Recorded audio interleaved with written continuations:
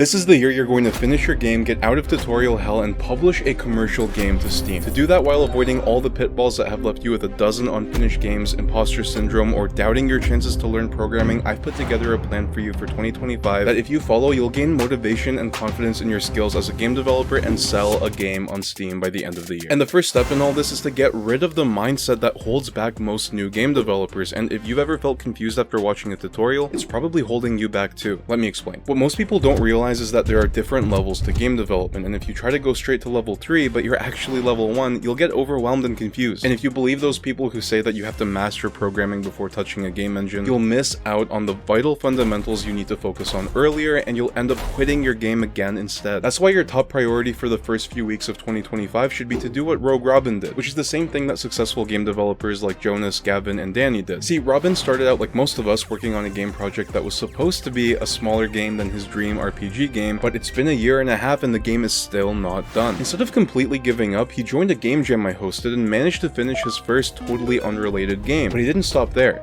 He did it twice. In doing so, he quickly learned from experience all these different aspects of making a game he never would have thought of if he had never gotten one out there for the world to see. Maybe you did try to make a small game, but it got out of hand, or maybe you don't even know how to make something that simple. If that's the case, don't be afraid to put whatever you're making on pause and give yourself January just to learn. But what's the best way to learn if tutorials are still too overwhelming? This goes back to the mindset problem. What most people don't understand about tutorials is that they aren't there to teach you to be a game developer. They are there to help you implement one specific feature for your game or get an overview of the tools of your engine. So instead of worrying about why you're supposed to type empty brackets and semicolons, just follow 3 short tutorial series to the end, releasing each finished game to itch.io when you're done. But the most important aspect to all of this that if you don't do, you'll waste the entire first month is this. Write down every feature you learn. For example, the name of the function that spawns a game object, or what you think a rigid body is, or get component. You don't even have to understand them, you just have to keep track of them. By the way, if you want more details on starting out as a game developer, grab my free PDF that goes in depth into the early stages. I think you'll find it pretty useful. So you're probably picking up an issue with this process, which is the fact that you won't really learn programming yet. This is where February comes in. Grab a free programming course or Brachy series until you get a good overview of programming. And if you find it confusing, don't worry. The most important thing to remember is you don't have to become a master, you just need a basic understanding of variables, if statements, functions, and loops, and it's okay to have questions by the end. So on March 1st, 2025, you will become a level 2 game developer. You'll have uploaded 3 tutorial projects. Now you're going to do the exact same thing, except you will come up with the idea for the game yourself. But be careful, because this is where you can fall into a common trap, thinking your game is still small enough, but then that small game ends up taking you 2 years and we're back to square one. So to make sure you have a genuinely small game, just get inspired by small games others have made, like games that won weekend game jams. You're giving yourself a whole month to make a game that could be made in a weekend. This has 2 advantages. First of all, it prevents scope creep. Second of all, it gives you the chance to learn level 2 programming and level 2 art. What do I mean by that? Level 2 programming is simple. By now you've had a broad overview of different programming tools at your disposal, but as a level 2, you're going to be applying them to your own inventions. There'll be a lot you don't know, but there's one big resource that you can take advantage of now, which is the fact that every possible question you have has already been answered. Googling stuff, reading documentation, and using forums is going to be your best friend in level 2, and because your game is going to be very simple, you have a ton of extra time to start getting used to doing your own research like this. As for art, if you start trying to learn Blender or pixel art or anything like that at this stage, you will inevitably stretch yourself too thin, and your game will get out of control before you know it. Instead, you should be using basic in-engine shapes, which will force you to learn color theory, post-processing, and composition that will blow your players away and make your art so much better once you do start using external tools.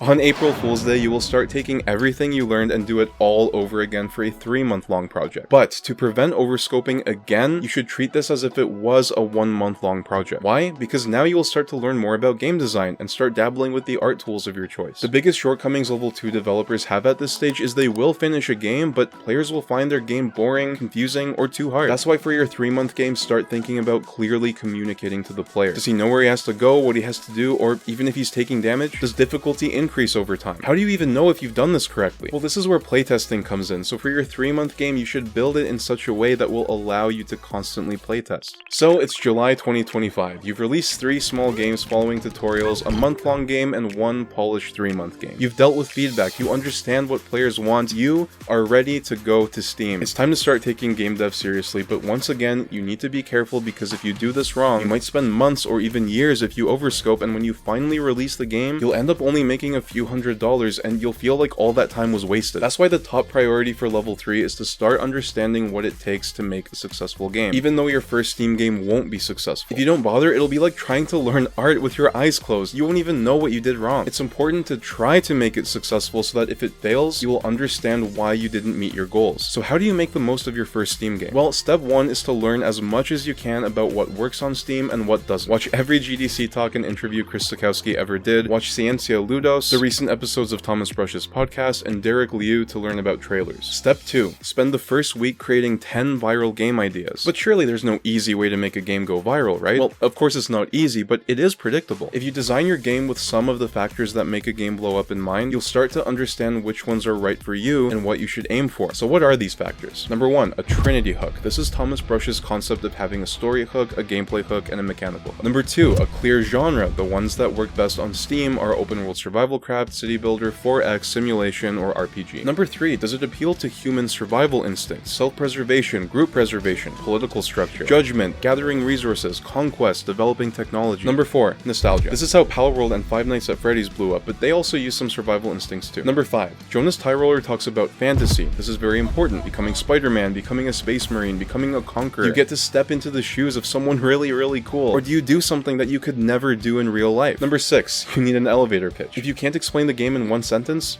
forget it. Alternatively, if you really know a genre and you know players are yearning for some return to form in that genre, or there's one thing players hate about the genre that you think you can fix, maybe you can take the risk and try to do that, but that's not going to be my recommendation unless your game is in one of the popular genres I mentioned in number 2. The reason you want to spend at least a week just coming up with ideas is so that you give yourself time to get a random burst of inspiration. Once you come up with 10 of these ideas and one of them sticks out, spend 1 to 3 weeks making as many prototypes as you can and get them play tested, or test visual ideas on Twitter. This is another reason making small games is so important early on. You're going to have to make them when preparing your bigger games anyway. Next up is making your Steam page with Chris Sakowski's free Steam page course, and then everything you do will be to get a polished demo out as quickly as possible. The majority of the remaining 5 months will be spent reaching out to streamers with your demo and free Steam keys and signing up to as many online festivals as you can. Then, you launch your game shortly after Steam Next Fest. Congratulations, you finished your first Steam game. It's January 2026 and you are now a level 4 game developer. Well, now you can finally get back to your dream game, but something tells me you might not want to. Don't forget your free starter guide. Thanks for watching and God bless.